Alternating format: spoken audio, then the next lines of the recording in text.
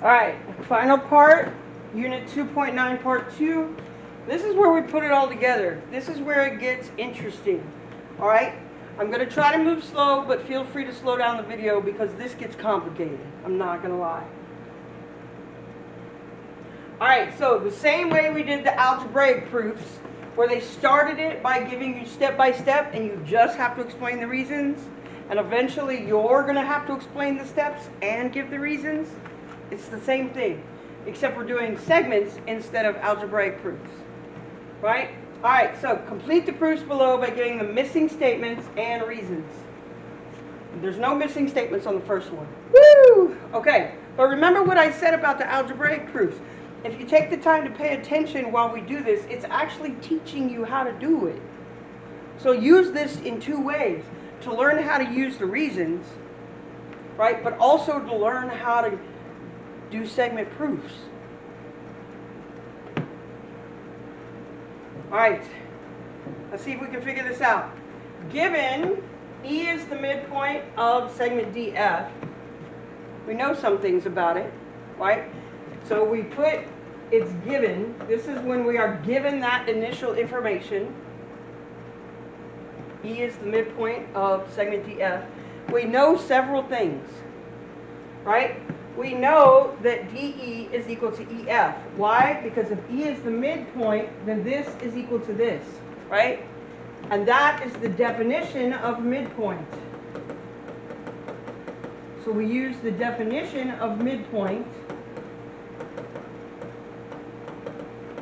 That's our reason for this argument. We use the definition of midpoint. All right, so we also know that DE plus DE is equal to DE plus EF. So how did we get from here to here? We added DE to both sides. That's addition property. That's addition property.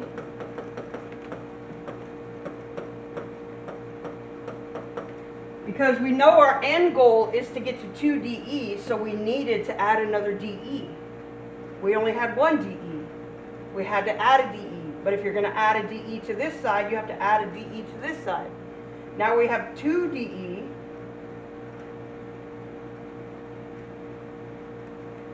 Right? So how did we get from DE plus DE to 2 DE? Remember I said you could call it combine like terms or simplify. But I prefer combine like terms because it tells me exactly what you did. Combine like terms. That's what you did. Right? So I had 1 DE and 1 DE, and now I have 2 DEs. Right? So to get from here to here, all I did was combine like terms. Alright, now I have DE plus EF equals DF. Say, what? How did I get from here to here?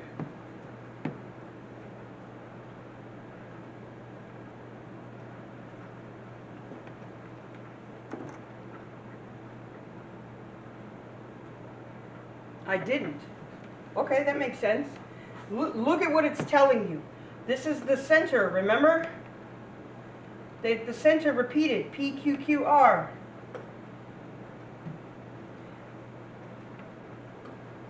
Right? So DE plus EF equals DF. That's segment addition postulate. This is just something we know. They didn't actually go from this to this. They just used something they already knew. Segment addition postulate. This is the segment addition postulate. And then we're going to use that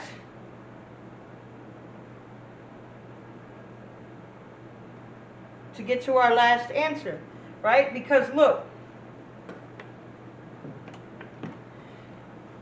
if 2DE is equal to DE plus F, DE plus EF, and DE plus EF is equal to DF, then I can replace DE and EF with DF. I can replace it. I can substitute it. because it's transitive, right? Let me see if I can make sense of that again. All right, so let me see if I can make sense of that.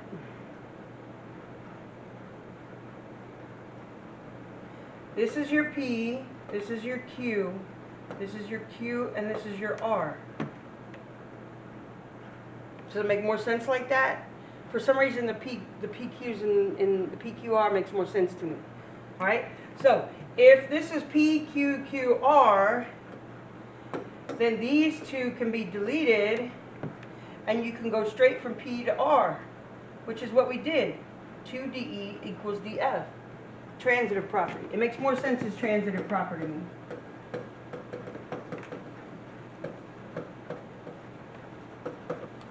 I like it more as transitive property. It makes more sense. And it makes more sense in my head if I PQQR. Does that make sense to you? All right, and that was just number one. I hope you learned something. All right, number two. Given segment KL is congruent to segment LN, segment LM is congruent to segment LN. All right, given segment KL, this piece, is congruent to this piece, and they're telling us that LM is also congruent to LN, so they're all congruent. All three pieces are equal. Right? Prove that L is the midpoint. Well, that should be easy enough, right? Because if this is equal to this, then this has to be the midpoint, like literally, by definition. By definition. So this is what we were given. We transferred it from congruence to equals, right? That's the definition of congruence. Definition of congruence. Right? We shifted it from congruence to equals. That's literally the definition of congruent. We said that KL is equal to LM, right? Congruent to equals. Right? So how did we get from here to here? KL is LN and LM is LN. Oh, this repeats. Right? So we have P, Q, Q, R. That's transitive property. We can go straight from P to R. That's transitive property.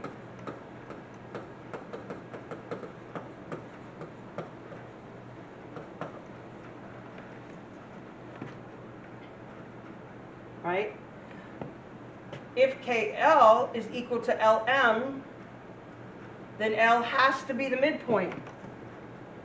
L has to be the midpoint. There's no other way for them to be equal. L is the midpoint, right? L is the one in the middle. Look. It's the midpoint. Right? So that's literally the definition of midpoint. That one seemed easier somehow.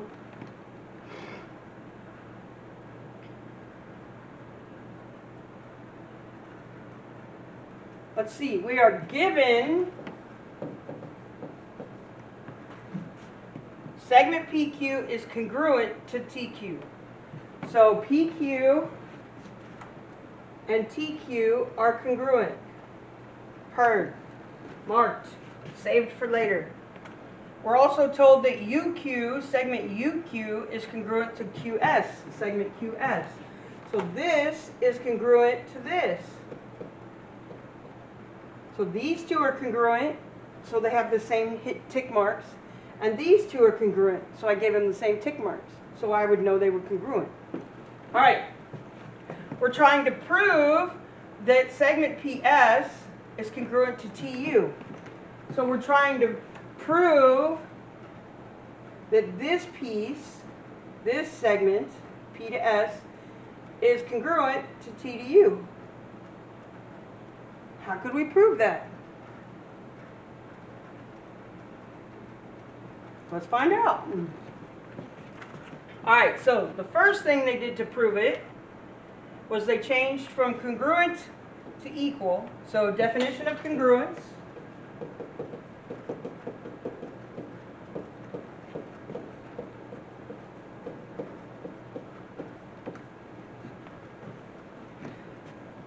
Let's see what they did next. The next thing they did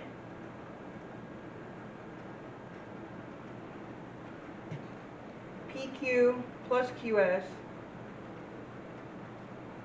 equals PS, right? PQ plus QS equals PS. That's segment addition postulate. Segment addition postulate, right?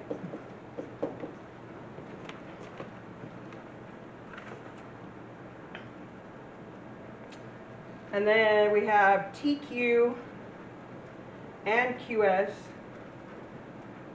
equals PS. So they changed it from this to this, which means they changed this to this. Because all the rest are the same. So PQ to TQ are equal, so they substituted, right? If PQ is equal to TQ, then we can replace PQ with TQ. That's substitution property.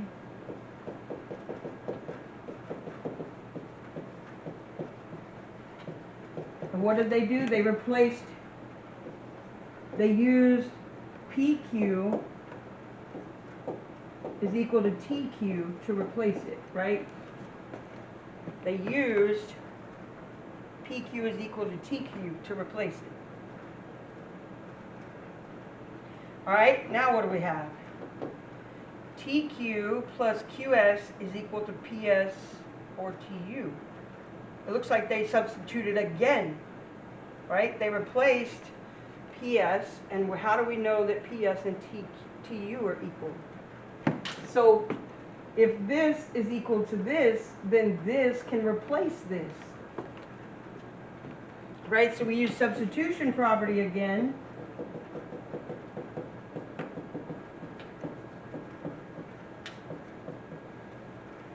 This time using the idea that PS and TU are equal. How did they know that PS and TU were equal? Well, if PQ and TQ are equal, then QS and QU have to be equal. Then that means PS and TU have to be equal. So it's a process of seeing that these are equal, then these have to be equal. That was a process. All right. How did they get from this to this? PS. That looks like transitive property to me.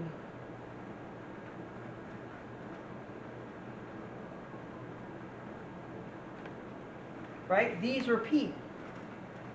This plus this equals this. This plus this equals this. So if you cancel them, right? If these are your Q's and you cancel them, then you have PS equals TU. That's transitive property.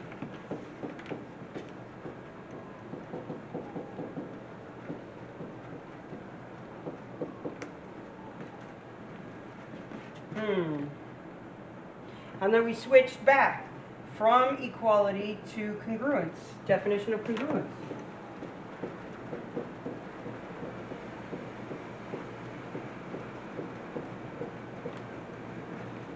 I know, It was complicated.